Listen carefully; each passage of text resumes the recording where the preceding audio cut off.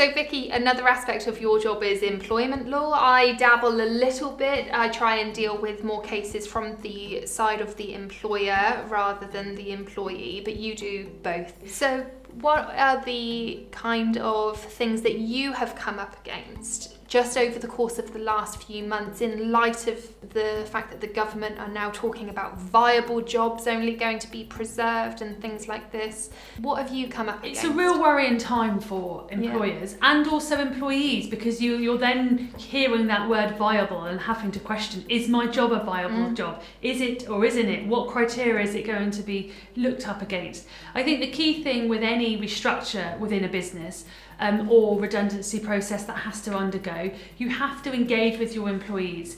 Early engagement with your employees is really, really key. It does two things. It shows that you're trying to preserve what you can. It also allows them to gain the understanding of what's likely to happen. It's a time in which we have to have clear communication from the top down, across the board, and in between everybody. There are many ways to restructure a business, and I think the key thing is to look at whether you've got a policy in place for restructuring, if you've got a policy in place for redundancy. That will give information that you want your employees to know about before it actually happens. But the key thing with that is actually have it written in the right way, but also use it and use it properly.